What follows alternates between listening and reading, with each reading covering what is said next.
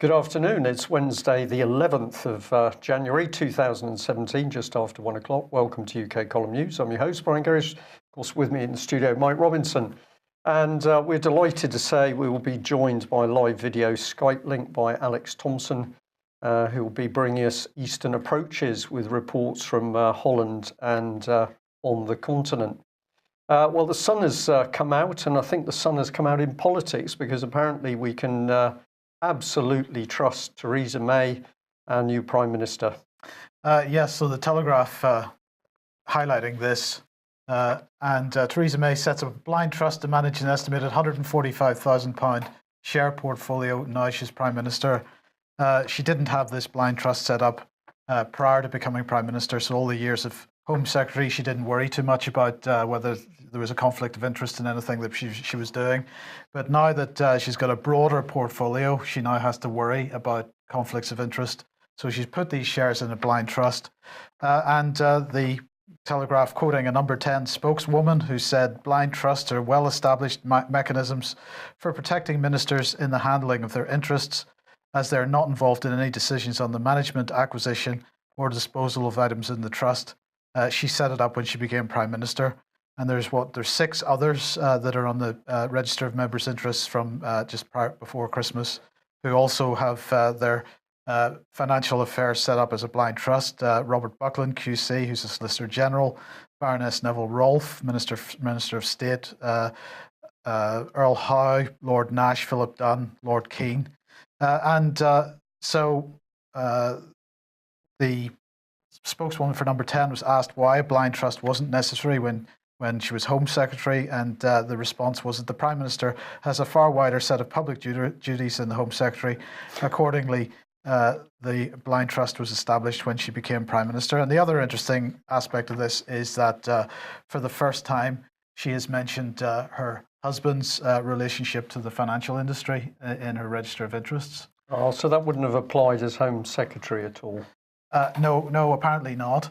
Now, of course, a blind trust, you hand your assets over to some trustees who are supposed to look after them, and they can manage them as they see fit. You have no further interest in those until you take profit. Till you get the profit. Yes, that's exactly right. And it sort of reminded me a little bit of this organisation, Bank of England Nominees Limited. Most people aren't aware of it. A nominee company, and of course, if you look at the definition of a blind trust and a nominee company, they are similar in what they do. A nominee company handles assets on behalf of, so they have a fiduciary relationship with somebody. And I mean, Bank of England Nominees Limited was always traditionally considered to be the vehicle that was used for the Queen's investments. But that organisation has actually just been wound up in the last month or two by the Bank of England, or in the process of being liquidated by the Bank of England. So that's an interesting little development. We'll see if we can find out a little bit more about that. I only came across that because I happened to be looking at this story. So what did Theresa May say? Well, she said, trust me blindly. Yeah. As she would. So Alex, what's your take on this story? Well, as you were already hinting, Mike, I think it's less a case of blind trust and more a case of blind faith. That is, that we are supposed to place blind faith in this process. Someone's already beaten it to me in the chat box by saying £145,000 to her name. Is that all? I guess her hubby has all the dosh. You and I were discussing just before we came on air, Mike, that possibly Mr. May have a role or some of his friends at arm's length in managing the assets, and that would put Mrs. May in the same category as the only other female prime minister we've had, where of course Dennis Thatcher had this persona of a bumbling fool and the reactionary type, behind which he pulled many financial strings. And then we had in the Labour period Tessa Jowell, who's now a Dame, I believe. She was Minister for Culture, Media and Sport, an awful Blairite job title.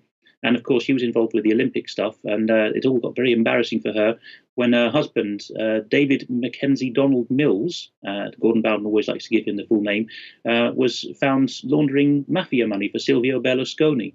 So if you want to tie all those ends together, look at Gordon Bowden, of course, and David Veitch, Veitch, there on Facebook, and they have a lot of information. A bit of a trend here of politicians in this age of feminism saying, you can't possibly accuse me of being a puppet of my husband's financial interest. That would be terribly sexist, wouldn't it? Well, maybe it would, and maybe we will be barking up the right tree as well. Well, this is the key point, isn't it, Alex? That, of course, she's put these assets in a blind trust. The blind trust is managed by some trustees, but we don't actually know which company or which group of trustees she has put this in the hands of. That's because it's transparent. Indeed. Any thoughts? Well, these things have a habit of coming out in the end, is all I will say. We always have to be careful not to point the finger where there's no evidence. But if we smell something isn't right, then the thing to do is to put that in the public consciousness and come back to it later. I mean, the damage may have been done by then, but if she steps down and we suddenly find that the money turns up in interesting places with interesting directorships tied to her, then it's a time to look retroactively at what's gone on. But there's been a fairly straight track record in British and American politics and French of the last 50 years of these suspicions turning out to be jolly well founded. Yeah. Perhaps I could just add to that, Alex, that the moment Theresa May's name and blind trust came up, my mind was taken back to Tony Blair, because I think I'm right in saying that it eventually emerged that a blind trust had been set up, which actually was handling money to help him get elected as Labour leader. And there was a very interesting little nest of politicians and other people around that blind trust. So do you say the people in the blind trust actually held the political power to get their boy elected? Well, that actually ended up with an inquiry and some legislation which now prevents money from blind trusts going into the coffers of any political party or any political campaign. Right. So it was dealt with. Okay. Okay, Alex, we'll move on to straight to European issues. And this article from the American Interest, you've headlined this to me anyway, that the West is now dropping Erdogan. And the article here entitled "The Fall of Turkey," and you wanted me to quote saying Erdogan is an erratic opportunist. When his ambition hits a wall at home or geopolitically, it's his survival instincts prompt him to change course. Yes, I think that the key point about Erdogan, and as flagged up by this American Interest article called "The Fall of Turkey," is that a lot of people have been really reaching a dead end when they've been trying to work out whose side Erdogan is on in the struggles of the Near East and the geopolitics of the moment. And I think that question is really unanswerable because, as that analyst here says, this article is by Eric Brown, who has a good track record, that it's really a case that he jumps on whoever's bandwagon suits him at the moment. That one of the major stories of 2016 was, of course, the apparent putsch attempt in Ankara, which went belly up. And people spent a lot of time wondering, did this mean that the West was ditching Erdogan? Was Erdogan ditching the West? I think it's really a case of him simply trying to survive with his massive ego complex, his Sultan complex. There's been a lot of interesting stuff swirling around Erdogan. And I think he's realized now that neither the Americans nor the Germans are going to keep him there long term. He's desperately tried to reconcile himself to Russia and even Israel, which was Turkey's long-standing ally. But the point of the American Interest piece is really that the Turkey that we knew in the 20th century, the cornerstone of stability against both Islam and communism, has really fallen. So if Turkey wants to turn the tap on, I've shown you before Erdogan giving his ranting speeches saying, I'll release the floodgate, open the floodgates and release the migrants on Europe, just like Gaddafi used to do. There's nothing stopping him now. And it's even in some people's interests in Europe to allow that to happen. Well, kind of a diverse coalition of interests. So Erdogan really is going to seize any bandwagon that's going. Well, is it in British interest? Because you also wanted me to highlight this Lord Select Committee. This is the International Relations Committee taking evidence today from international NGOs and also a leading Turkish professor on political reform, engagement and organisation across the Middle East. What are we up to holding these kinds of meetings? Well, I mean, I'm going to try and keep up with what the committee puts out about this meeting today. But if you look at who they're talking to, I think it tells us a lot about the emerging split between what the Commons is about and what the Lords is about. This is not a Commons committee, in which case we will be expecting to hear more about bomb Syria and that kind of stuff. This is a Lords Select Committee, the Lords Select Committee on International Relations. And just like the modern lord since '99 has been increasingly stuffed with soft power people, baronesses of the media and of the non-governmental organisation world, so likewise they're calling such people. Their witnesses this morning were Rebecca Crozier, the Middle East and North Africa Programme Manager of International Alert, Philip Luther, the Middle East Research and Advocacy Director at Amnesty International, which doesn't seem very interested, by the way, in Christians or Jews in the Middle East being persecuted, and Tim Holmes, the Middle East Regional Director of Oxfam. It's all a very cosy club, and then half an hour later they called Professor Umut Özkirinli, Professor of Political Science at Lund University, Sweden, and Senior Fellow of Sabancı University, Turkey. And the questions, well, this is not exactly what they will have asked this morning, but a rough guide is, where in the regions is it best to work with young people?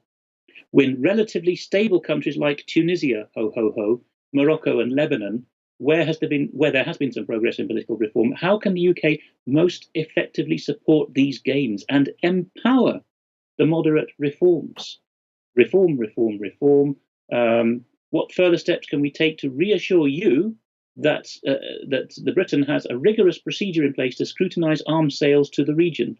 And then about Turkey and Syria, how they've managed to reconcile after being on different sides of the Syrian war, and how enduring is this alliance? It's pretty clear to me what we could call UK NGO PLC is up to here. It's looking for self-perpetuation and reasons to continue sending people and cadging money from the rest of us, from the taxpayer, to continue to wreak havoc. And if they regard Tunisia, Morocco and Lebanon as success stories, then God help us. Yes, but it is another example of this sort of change in policy since Brexit, perhaps, that we're going to implement more and more soft power globally, and interfere in a particular, not quite in the way we have done in the recent past, but maybe harking back to the way we have done in the distant past. I think so. And again, as I was saying a moment ago, the difference between the Commons and the Lords.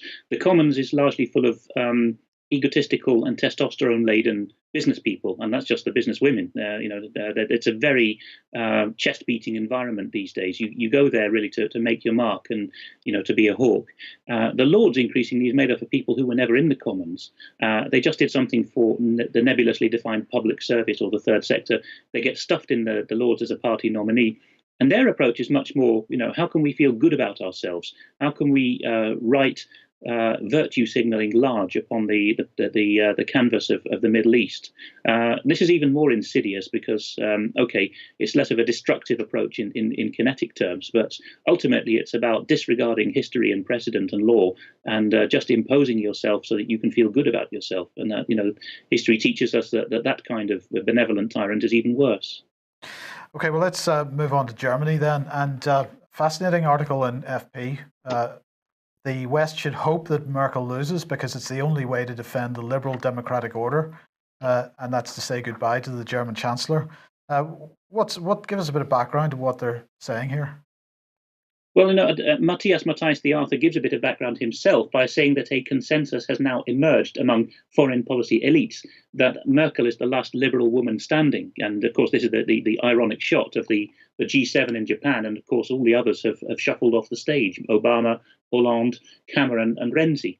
And Merkel is very much lionized by some because she's the last of these old-style anti-populist figures who says, cuddle a million migrants, beat the war drums against Russia. All the others have fallen by the wayside.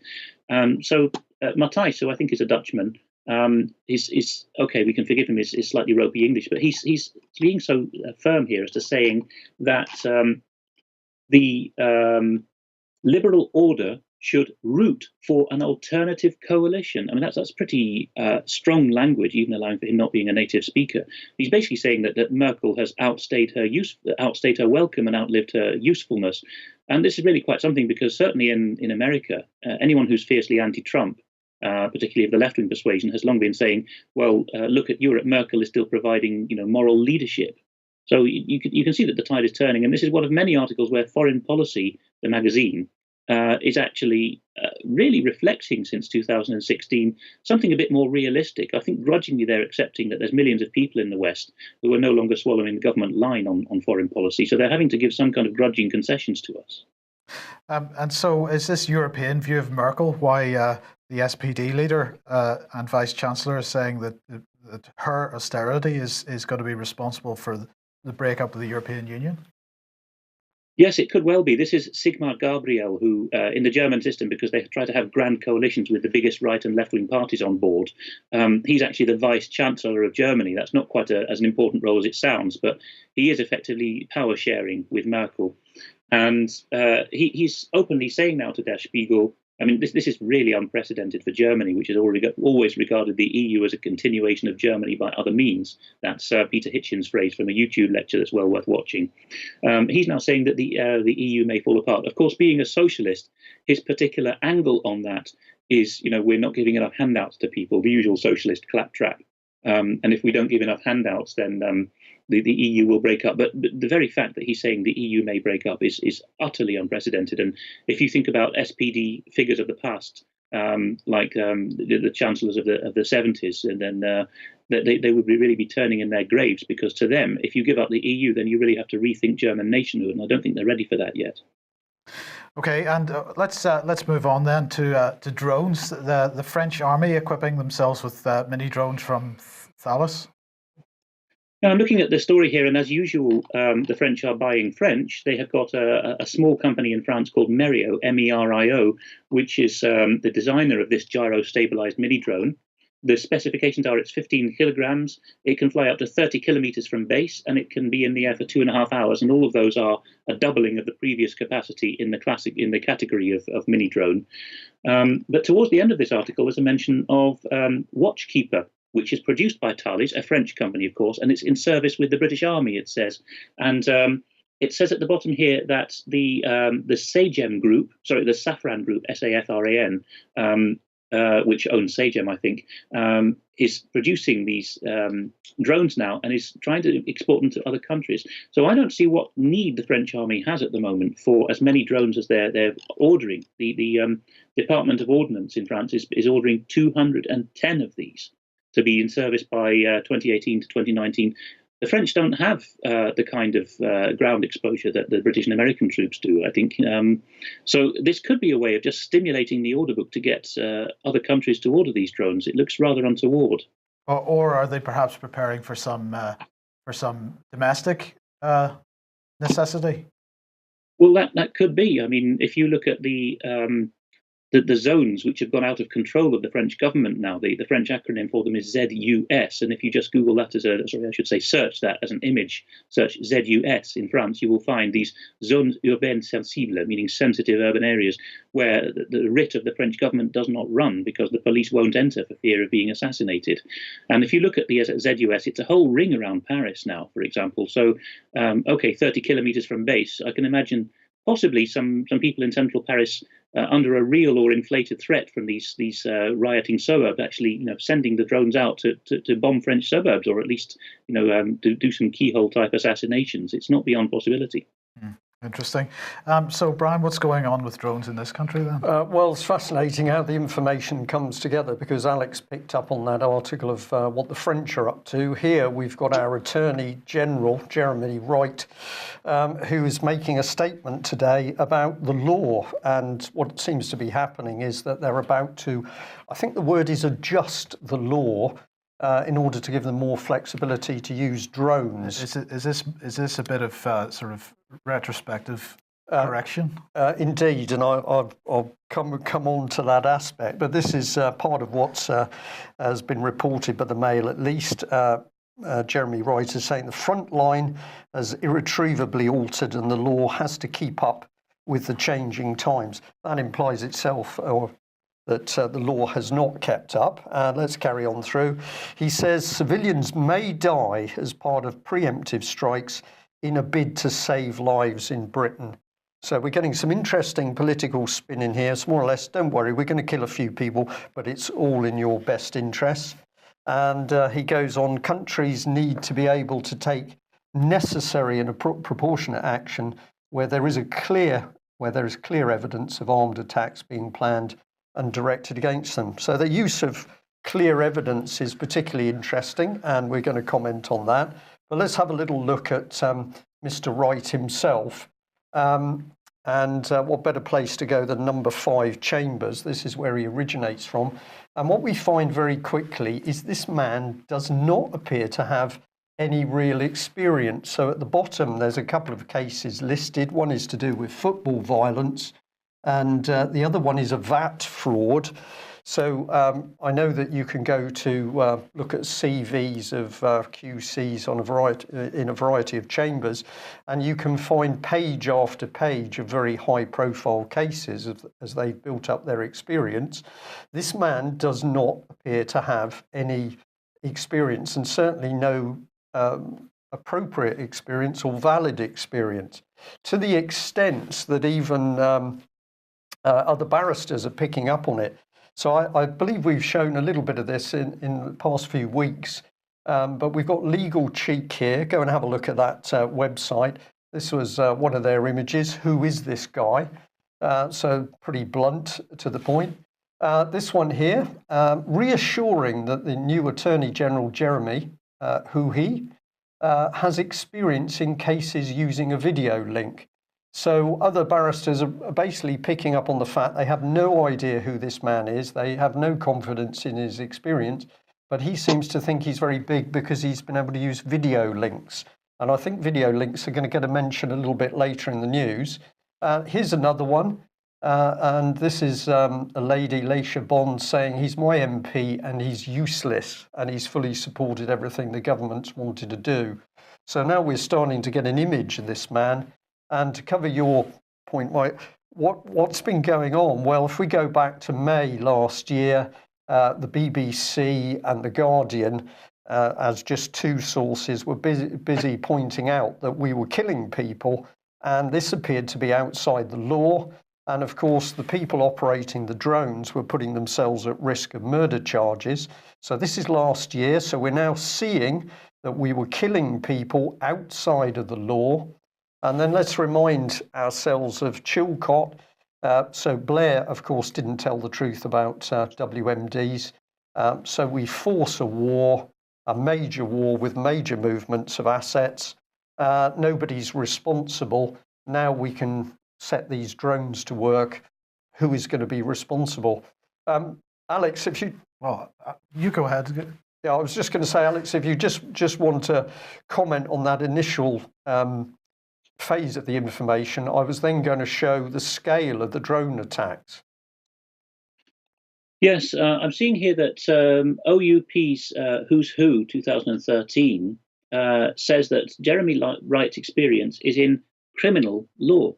Now, if a government has any sense about it, the MP with criminal law experience is sent to be Director of Public Prosecutions, and the MP, if there is any, who has international law experience, is made Attorney General. That would seem logical, wouldn't it? Because Attorney Generals write on advice like, can you get away with assassinations? Can you get away with imprisonments and disappearances? That's the bread and butter of an Attorney General.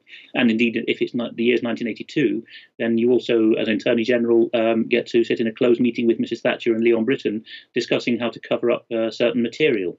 So that's the role of an Attorney General. But he's a criminal law by background. He's a mere LLB, a Bachelor of Law from Exeter, that rather suspicious university. We at Cambridge always used to call it the Oxbridge Reject Club. You may have known his brother, Brian, because apparently, I don't know if you heard of a Commander Wright, but there was a Commander Wright in the Royal Navy, and that is his brother. But no, this man does not seem to have any experience. And I think David Ellis may have a bit more gen on him because he's MP for a neighbouring seat to David, and David's well in with political information in the Rugby area. Right, Alex, just before we move on from this, when did the constitutional change happen? Because if we look at this attempt to change the law retrospectively, and we look at the investigatory powers laws that have recently come in, which are there to justify illegal activity that's happened in the past, when did the constitutional change happen? Because I clearly was asleep at the time. Which permits this type of retrospective law being applied? The first time I think I ever heard of retrospective law was indeed the Investigatory Powers Act. It's totally at odds with every constellation of English law, Scots law, and every kind of precedent. But I was just happening to be translating this the other day. If you look at German legal opinions, like the one I was sent to translate, those lawyers in Germany or anywhere on the continent who specialize in EU law often give their learned opinion that unless there's a good reason not to, a pronouncement by the ECJ, for example, that a certain thing must be amended, must act retroactively, unless you can find human rights or constitutional reasons not to. That, again, is a case of the continent being diametrically opposed to us. So I think it's just been slipped in under the radar somewhere around the time of the Brown prime ministership. Well, we weren't looking. It's completely foreign to all our laws and customs, and therefore, again, if it's tolerated and if it's given royal assent, it is yet again a breach of the coronation oath. Yeah. Well, if we move on through some of the statistics to show how dangerous this thing really is, we've taken this at face value from a website called Drone Wars. I've been looking at this site this morning. I'm very impressed with the information it has. It's largely based on freedom of information from the Ministry of Defence, and it's got some really outstanding statistics. But if people like to have a look themselves, make up their own minds as to the validity. But let's take this as we've seen on Drone Wars. And if I just highlight this batch of figures, we're showing Reaper operations in Iraq and Syria, so over 1,000. This is September 2014 to September 2016, over 1,000 in Iraq, 542 in Syria, and total weapons fired at enormous cost, 545. So we've no idea how many innocent people have been killed as a result of those missions. We have no idea who ordered the missions. We have no idea who was responsible for the missions. But if you want to know where this is going, then we got this information by following through that website to this lady, Anna Jackman. And this is one of her tweets out, the US Department of Defense on Purdic drones. Now, they dropped 103 of these mini drones in a swarm. And the quote is from the Americans there, they are not pre-programmed synchronized individuals. They are a collective organism. And this was another bit on that Twitter page. So it's got a document from the American Department of Defense crowing about this successful micro drone swarm. It says they're autonomous, adaptive, and leaderless. So we're now moving into the state where we say, if we've got these things acting as autonomous robots, who is responsible when people are killed as a result of them? They're choosing their own target, who's ultimately going to be tried for murder. And let's remember that, of course, we've got governments prepared to lie. So it's one quote from Donald Trump here. He says, "You call it whatever you want. I want to tell you, the Bush administration, lied. They said there were weapons of mass destruction in Iraq. There were none, and they knew there were none. There were no weapons of mass destruction. We spent $2 trillion, took thousands of lives. Obviously, it was a mistake. George Bush made a mistake. We can make mistakes, but that one was a beauty. We should have never been in Iraq. We have destabilized the Middle East." So we've got governments prepared to lie in order to get massive action in on the ground, millions of people, in fact, killed, and now they're going to be let loose with these drones. Theresa May sat behind closed doors deciding who she's going to kill? Nobody knows. Nobody knows. Well, speaking of Donald Trump, Paul Craig Roberts here asking the question, or saying, don't count on Trump being inaugurated. And he's really, I'll just read a few of the lines of this. The ruling establishment does not intend for Trump to become president. The latest explosive fake news is that multiple US officials with direct knowledge told CNN that they have classified documents, that Russia has compromising documents on Trump that would allow them to blackmail the US president. The documents consist of memos compiled by a former British intelligence operative whose past work US intelligence officials consider credible. So he's got that all interspersed as quotes. And he asks, consider these three questions. How would a former British intelligence operative get such extraordinary documents from Russian intelligence? If he had such documents, why would he hand them over instead of selling them to Trump for a major fortune? Why would such a crazy story be on CNN and in the New York Times unless the ruling establishment intends to use it to block Trump from the presidency? And he ends up by saying, Paul Kirk-Roberts, that is, what this elevation in wild charges tells me is that the CIA's effort to sell Trump on the Russian hacking did not succeed, and the CIA escalated the attack on the president-elect. Alex, how would a former British intelligence operative get such extraordinary documents from Russian intelligence? You know, Mike, you're reading my thoughts again. One source I've seen claims that this man was an MI6 officer in Moscow in the 1990s. And okay, granted, this was an age when MI6 and the other agencies were very interested in this phenomenon of kompromat, the Russian practice in the Yeltsin era of taking dirty photos of people and then using it to bribe them afterwards. Not that Western or Israeli governments do that at all, do they? Ho ho. But then the concept is of compromat. But I'm afraid this looks like, even if it is a genuine former SIS officer, it looks like he's out of luck or hit hard times or something, because he seems to be telling tall stories in Washington. No one seems to be able to quote his words accurately. Every document that summarizes these claims, which are pretty lurid sexual stuff, every document is full of typos. And if there's one thing I can tell you about MI6 officers, particularly of the 1990s vintage, and particularly of the caliber that get posted to Moscow, they do not write typos. They absolutely don't. They write proper documents. Why haven't we seen this? And then in the PCR blog that you've just read out, what strikes me there is CIA type language is being used by the was it the CNN, wasn't it, who claimed to have this stuff? CIA type source assessment language is being used, but not with reference to the actual source, but to the people peddling the claims in America. It all looks like very third-hand, fourth-hand smoke and mirror stuff. Finally, if this guy really is a CIA asset, as is claimed by the press that's reporting this, then if that is the case, then what on earth is a former MI6 officer doing informing CIA? That looks like a massive problem in the special relationship, so I don't buy it. Okay, well, let's move on and go to the Eurozone. And Alex, just keeping an eye on the clock, so we'll just go quickly through these next couple of slides.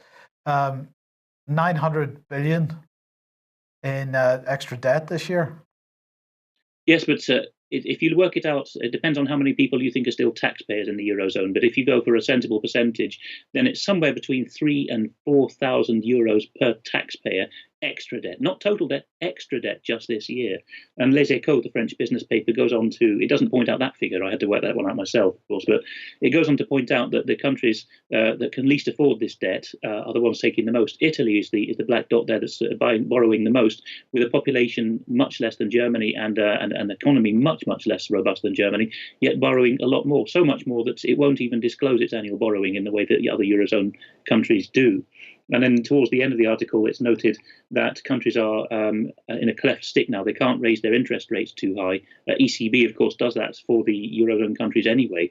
And it notes that there is a trend towards trying to get as much borrowing out of the market as they can at the beginning of the financial year here on the continent that's contiguous with the calendar year. So right now, January, February, in anticipation of things getting worse later in the year. In particular, it talks about the European debt market and the fact that the European Central Bank may reduce its buying up of debt policy, which all the Western central banks have been doing, and cut it by a quarter from 80 to 60 billion euros. But as Les Echos says, that still leaves a massive amount of central bankers just buying up debt to continue keeping inflation near zero. Yeah. Okay. Well, let's look at this lady, Antonia Romeo. And she is Her Majesty's Consul General in New York, or rather she was. She was only appointed that job in August or so last year. But she has just been appointed the new permanent secretary to the Department for International Trade. Well, they're all very excited about that. She is currently, as I say, Consul General and also Director General Economic and Commercial Affairs in the US. And over there, she's responsible for the economic and trade relationship between the UK and North America. Previously, she was head of the Economic and Domestic Secretariat at the Cabinet Office, and she's also worked in other roles, which we'll come on to in a second. Liam Fox, MP, was absolutely delighted with her appointment, and he said to support the establishment of a world-class trade negotiation function, and lead this new profession within the civil service. A new expert second permanent secretary post will also be established in the Department for International Trade, reporting to the permanent secretary. The global search for an international trade negotiating expert to fill this post will open soon. So they're not even going to recruit from the UK. It's going to be a global search. But anyway, here is the lady, and she had to say, "It's a privilege to have been appointed to lead the department as we work to promote the UK as an outward-facing free trade global nation." Well, what's her history? Well, she used to work for the Department of Justice, where she was a transformer. Brian? She looks like a schoolgirl here. Sixth form, I'd say, but I think she was born in 1974. okay. So a youngster. But anyway, she was in the Ministry of Justice.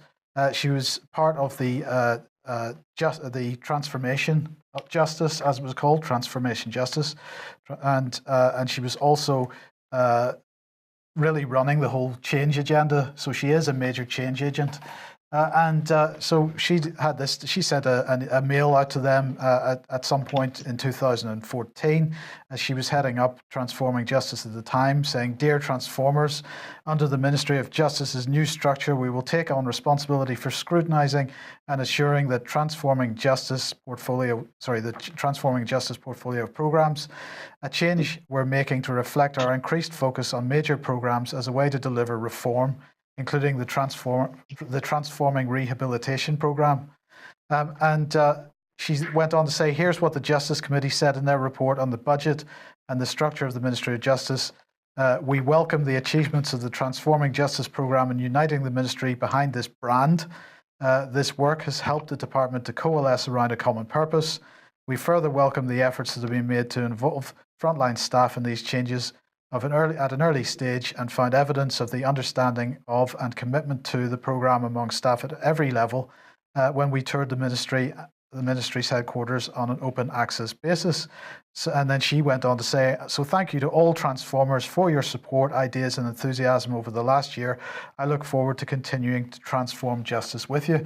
So she has clearly done a spectacular job at transforming justice. She ended up dealing with trade and heading over to New York for no more than 6 months, and now she's back getting a further promotion.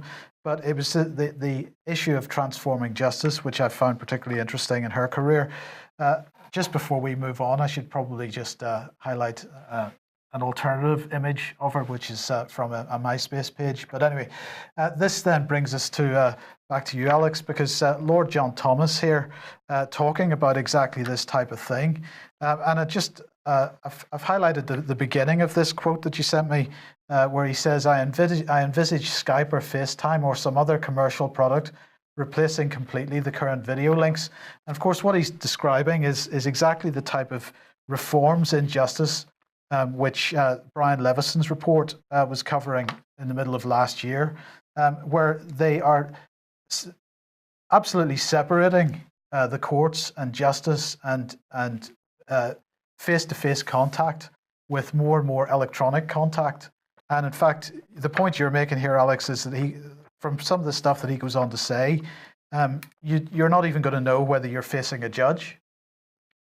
No, it's very disconcerting. I mean, it's Lord Thomas of Cumgea. This is the name we're supposed to give him, but I'm so glad you called him Lord John Thomas, because some viewers will know that John Thomas is a colloquialism for something, and I think he's revealing himself to be that very thing. Perhaps he's wanting the whole of the judicial system to be filled with the same kind of transformers. But when I was growing up, I remember the most popular children's TV show had a theme tune that said Transformers were robots in disguise. Maybe there's a bit of truth in that old 80s TV theme tune. Well, what Lord Thomas is saying is, it's quite outrageous, by the way, for the head of the judiciary of England and Wales to be plugging commercial entities like Skype and FaceTime like that. He could easily have said commercial video links, but no, he wants to plug it. It is the annual speech he gave in, well, not every year that's him, but he was addressing the annual conference of Legal Wales, which I've mentioned before, Cyfraith Gymru, which is seems to be a backdoor way of transforming English justice, because Wales is a smaller and more vulnerable jurisdiction. And what he's arguing is that now that there are such things as Welsh measures, which we can't call laws because it's a step down from the Scottish Parliament. Okay, so Scotland has a Scottish Parliament and laws. Wales has an assembly and measures, but okay, they're effectively laws. Because these measures or laws need to be assessed in Welsh tribunals, they had to set up a new category of pseudo judge. And he's saying in his speech that it's utterly untoward if Parliament does not allow these Welsh tribunal pseudo-judges to sit in the courts of England and Wales, right up to UK tribunal and UK court level. There's several tiers in the judiciary. So he's saying we've created a Mickey Mouse bottom layer in Wales. Now let's use that to infiltrate the whole of the judicial system in England and Wales, right up to the High Court and the Supreme Court in time, just by creating this new layer at the bottom. And if we don't, he suggests, the commercial interests of English law will lose out. He says that there is well-financed competition in the common law world from other jurisdictions like Singapore. And so his hint is, if Parliament doesn't do as I say, then we're going to lose lots of spondulics, and the court system of England and Wales is no longer going to be the jurisdiction of choice for business disputes worldwide. There's no interest at all here in common law and our liberties as freeborn Englishmen or whatever. He's just really talking about reinventing the law in Wales and then launching it onto England from there. And one of the things that he said here, Alex, is that law is a highly competitive industry. Clearly there's a separation then between law and justice?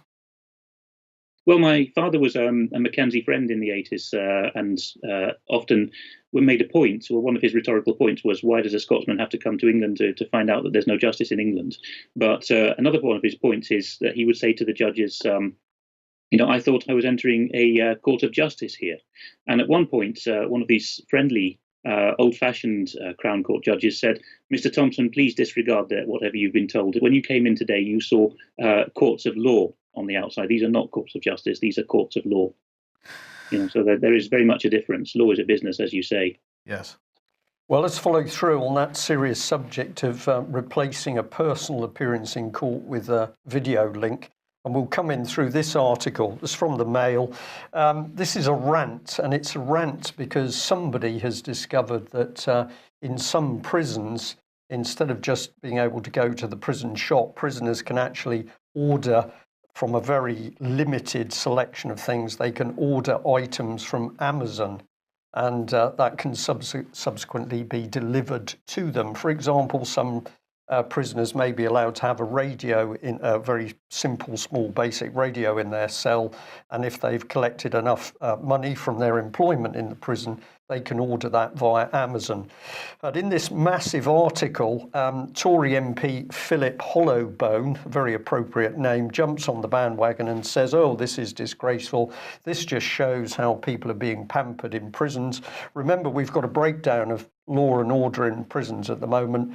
But let's say, in contrast, what's happening to Melanie Shaw, because Melanie has literally disappeared into HMP Foston Hall. She has not appeared in court. She has appeared via video link on one, possibly two occasions, and we know that that video link was then cut short. So she's had no proper trials, no medical treatment, months in solitary confinement, letters had been blocked or stolen. She's been denied basic privileges such as shopping from the prison shop. She's been stripped naked for fun. She's been threatened and abused, and her home has been ransacked. So this is the reality of the Conservatives' policy on law and order. And we better add in Justice Secretary Liz Truss, because she's in the press, that she's apparently got an extra 500 million, as you do. There's a shortage of money, but she's going to crack down on chaos in the prisons, and she's going to hire another 2,500 extra frontline wardens. Now, the key issue here, which long-serving prison wardens are saying, the people coming in being recruited on very minimal wages have no experience as wardens, and this is what's causing the problem in the prisons in the first place. So we've just seen a judge calling for yet more, IT in the judicial system. So we will not be having people to come into court in person to give their testimony. Very dangerous situation. And Alex, you've got something on food here for us. Yes, just to say that if you're concerned about prisons, you could do much worse than to follow this chap, Alex Cavendish. The Twitter handle, I think, is just Prison UK. I can't see it there, but I think if you look for Alex Cavendish Prison on Twitter, definitely follow this man because he has some good contacts. And this is one example here. It's a picture of a baguette wrapped in nasty plastic shrink wrap, an oldish-looking orange, a small bag of cheesy crisps, some apple concentrate drink, and some kind of, looks like a cheesecake in a bit of plastic. And he says that this was handed out to a prisoner and will have to last from 12 noon today until lunch tomorrow. Oh, and there's a tiny packet of breakfast stuff there as well. Sorry, Alex, the thing I noticed about this was that tweet went out on the 25th of December. And what was in my mind was, is this what they were getting for Christmas dinner? Because the prison was short-staffed over Christmas? I think that very, very much may be it. So instead of getting Christmas dinner, because the prison canteens used to make an effort, didn't they? Yes. For Christmas cheer. Instead of that, it's almost like a calculated insult. You have a stale baguette and a nasty bit of aspartame thrust through the bars, and you're told, here you are, that's your lunch, your dinner, and your breakfast tomorrow morning. Happy Christmas. This goes a long way to explain why there's riots in prisons at the moment. There's also the factor of deliberate pseudo-Islam being used to form ganglands, which then report through the prison system and act as ways of keeping tabs on the prisoners and turning them out as broken men. So you can see a lot is going wrong there. And no human contact, as you mentioned a moment ago there, with no prison shops. In the book I translated by the Belgian criminologist, he says he was just gobsmacked that when people let out of their cells in the new private prisons, they go to these sort of screens on pillars in the corridors and just punch a couple of buttons and say, here I am, my code is so-and-so, and they're told, you've been a good boy, you have some credit today, what do you want to spend it on, crisps or sweets? That's in lieu of human contact in the canteen. And of course, let's not forget the smoking ban, which I mean, it just staggered me when they announced that, because what did they expect to happen when people that are in a confined space, who probably have been smokers, very many of them end up overnight not allowed to smoke anymore. Yeah, they knew it would cause trouble, which is why they did it, Mike. Right, look, Alex, I think we'll finish on this one, a piece of good news, and this is from the Irish Times. Woman entitled to damages over eviction by council. It is very good news, particularly because there is comity, which means mutual respect of judgments, between the Supreme Courts of all common law English-speaking countries. So John Hurst will know more detail on this, but to my mind, this seems that this can be pleaded in England and Wales, in Northern Ireland, in Scotland, and potentially in Canada, the United States, New Zealand, and Australia as well. And the court has found that there were serious problems with the warrant that was obtained by the local council around Dunleary, south of Dublin, for a lady when she was evicted. And the Supreme Court, of course, has got the better judges in it, at least it has in Ireland, and they know that if you obtain something fraudulently, then everything further down the chain, as Lord Denning so memorably said in his judgment, is affected. One fraud undoes everything. They can't give the lady her home back, but they've given the council a jolly good slap on the wrist.